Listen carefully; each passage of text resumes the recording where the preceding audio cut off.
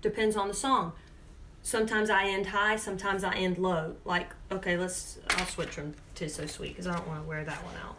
Someone said, "Thank you so much for sharing. I've always wanted to learn to play better Oh, than awesome. what the notes say." Okay.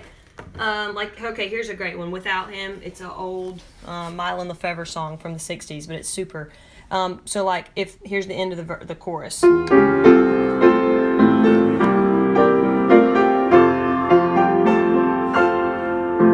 would probably end that one down low, just because it sounds nice to end down low. Like, I count how many beats there are. Like, he's got 5 beats at the end. The reason there's 5 instead of 6 is because it's a pickup, and there's the 6th one right there. So I'm probably going to end that second verse and,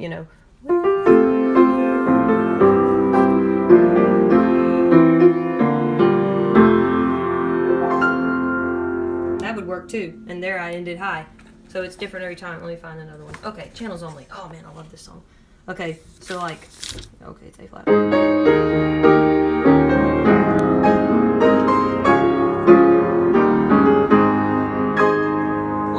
The way you need to end a song is notice how many beats are supposed to be at the end. Some people, it's like no matter what the beat is of the song, they're going to do 2 big chords up. So, hey and every hour. But that's not the right rhythm. That was 1, 2, 3 because it comes hours on a downbeat. So that's beat 1. So you can't add 2, 3 when the song comes in on beat 3. So you've got to just end on beat 2. Like, count how many beats are on that last note, and that's how you end the song. So. What about chording when you're playing for people singing specials? That's awesome. I don't play a lot of melody whenever I'm playing for special music.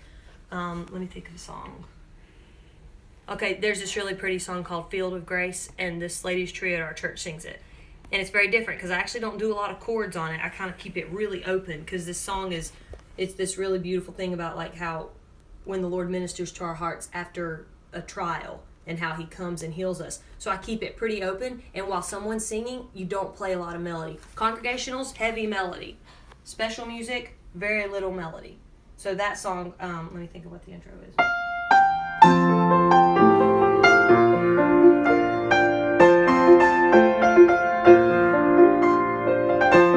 Intro, so there is a lot of melody. And then the girl comes in, clouds are disappearing. And then this is pretty much what I do.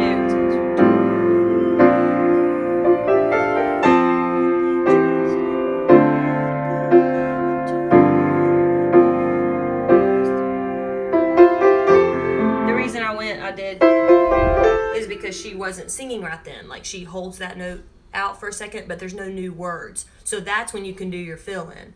But you don't want a lot of heavy chords.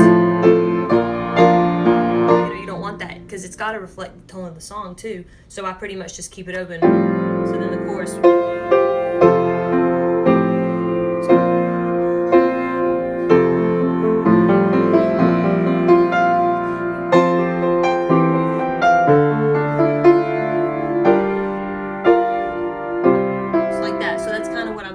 Is just keeping it really open, nice, steady beat. I don't know if you've ever heard the song "When He Speaks" by the McCameys. That's got this, like, it's one where I pretty much just keep a nice, steady quarter beat. So it's like...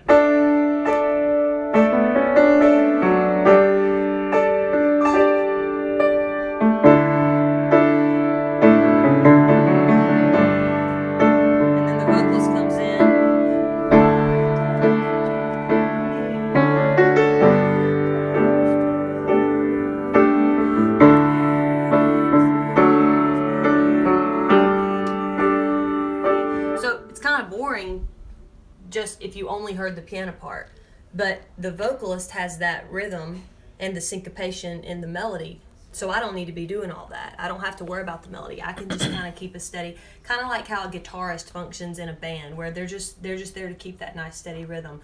I think that's kind of my job in special music.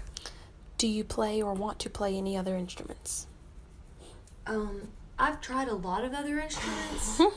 Emily's laughing because I'm horrible at other instruments. Like, that's not a joke.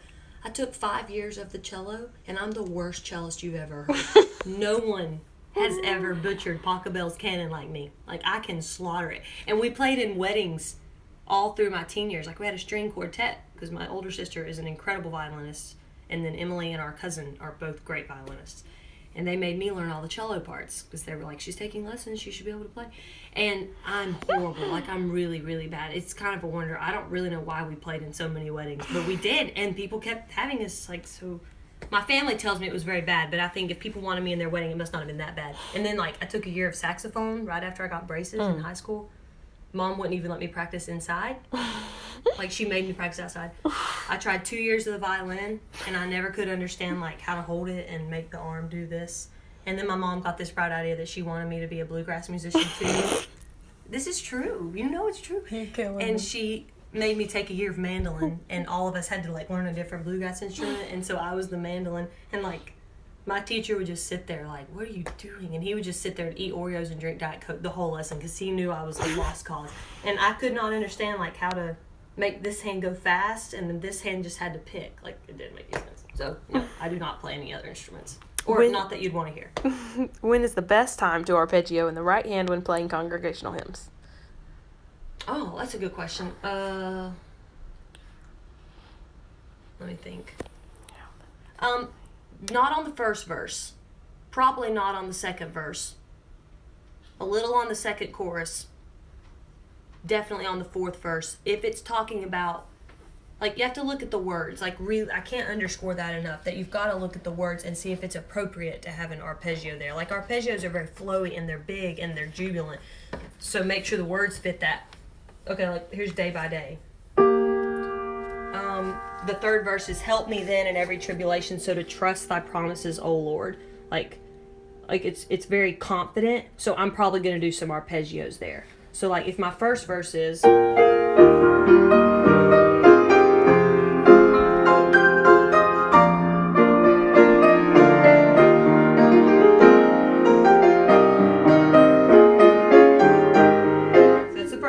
So then I'm probably going to do a little more on the third. I might go...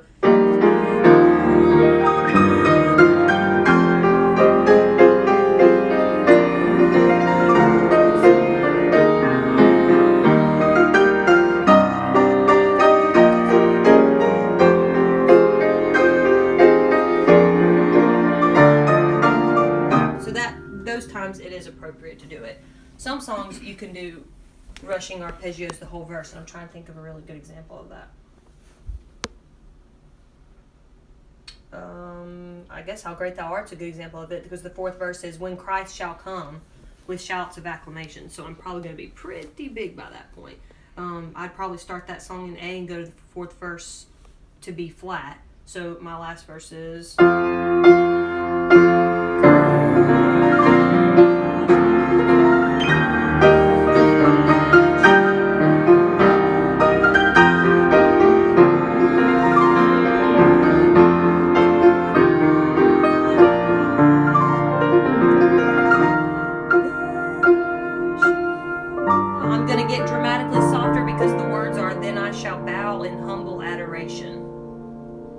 His presence that I don't know that we'll be able to speak. But then that very next line says, in humble adoration, and there proclaim. So he's getting his nerve back up. So...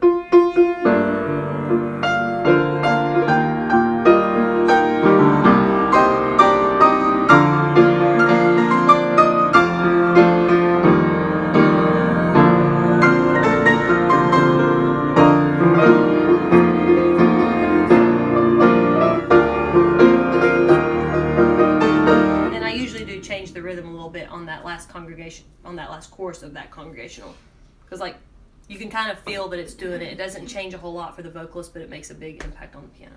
How do I figure out left hand playing where you go up and down? Left hand playing where you go up and down. Well, you don't want a boring left hand. So, like, when I tell you octave, the bass note, that's just one thing you can do. Like, you want to look for how chords connect. So, I'm trying to think.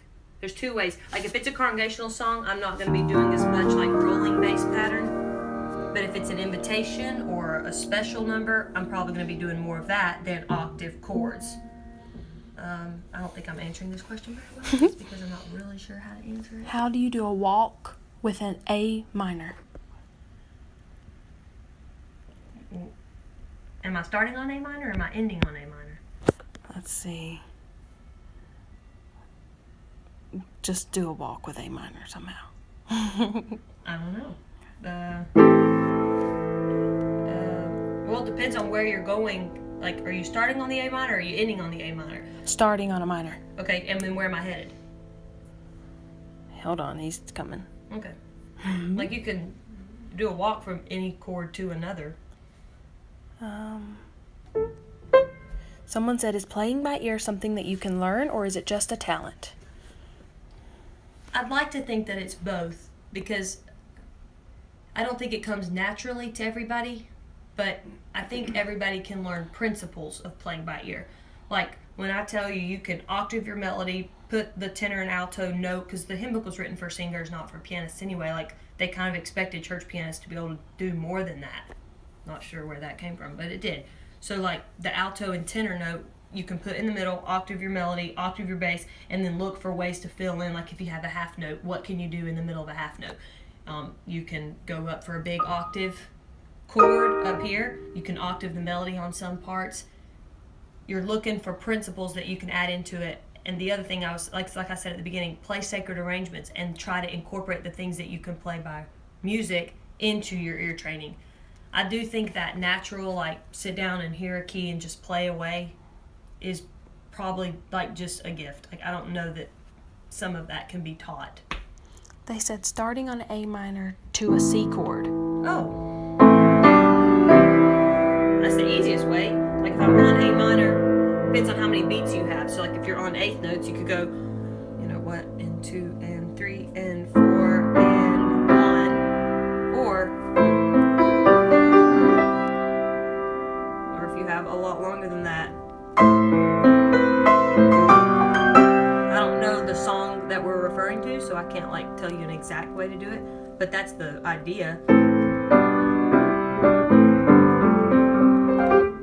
Something to that effect. Okay. That's helpful. Someone said, let's see, I got behind.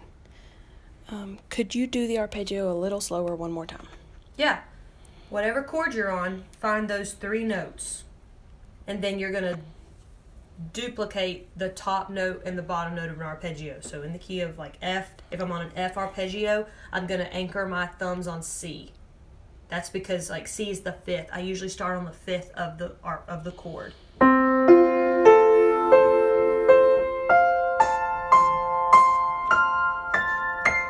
Like that.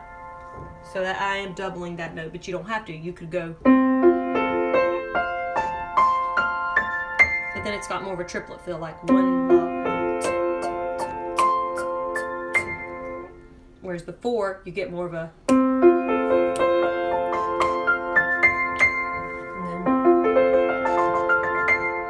What's your tips for playing for invitations? Softly. It should be totally different than congregational playing. I am thine, O Lord. Okay, you sing that as a congregational. I'm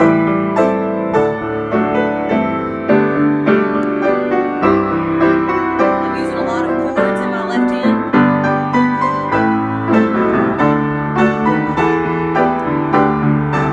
Okay, well then he calls us up for an invitation, and I'm playing it totally different. I'm going.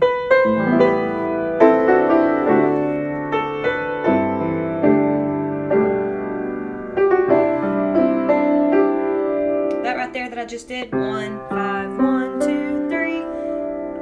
I use that all the time. Like, if I'm on a C chord, it's the first note of the chord or the scale, the 5th note of the scale, back to the 1st, 2nd, 3rd.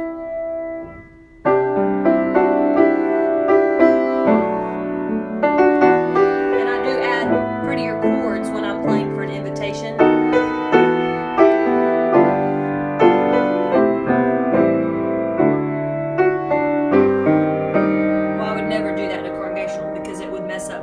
Singing. It's not the chord in the hymnal, but at our church for the invitation, I'm the only one playing. There's no, like, the organist doesn't play, so I can kind of do whatever I want to do and add in chords that aren't in the hymnal.